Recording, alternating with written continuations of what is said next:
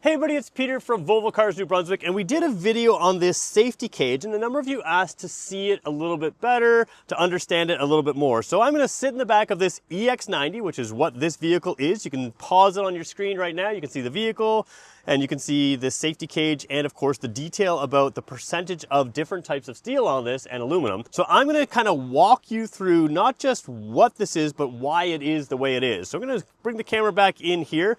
I want to flip it around just like this. Anything that's the gray here is just plain cosmetic type steel. It's nothing fancy. So that's like your door panels. Those aren't structural elements necessarily, but they are there for a reason. We're going to flip it back around now.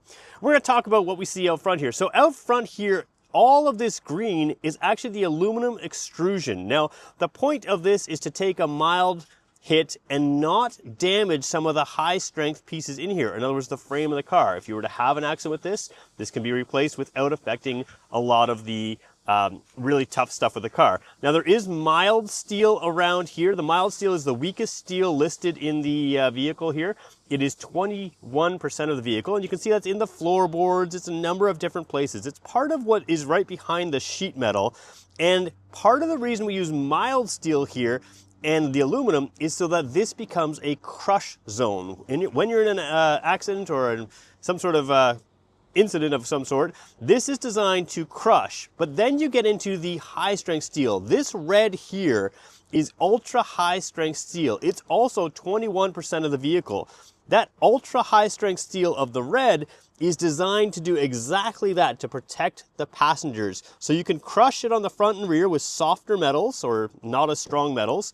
And then this high strength steel, or is what they call it ultra high strength steel, is right around the passenger. Now you may notice there's still extra high strength steel down here.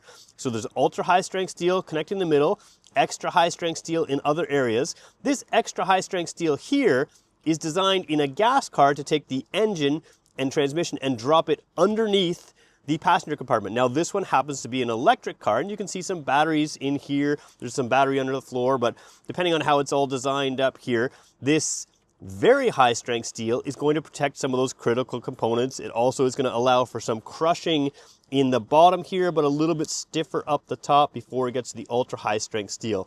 So the entire thing is designed, and I should point out as well, there's high strength steel right where your suspension is mounted, so it's a different level of steel there than even in the crash safety.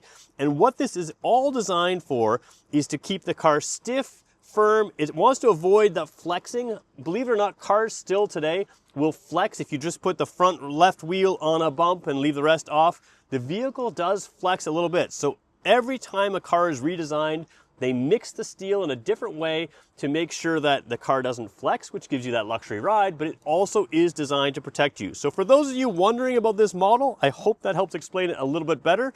And that's why Volvo are such safe cars, and why the luxury feeling of it, where it feels like it's chiseled from one piece.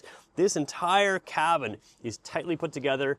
Mix in that, the materials that they can put in there, the tolerances they can keep, all of that is because of a model like this.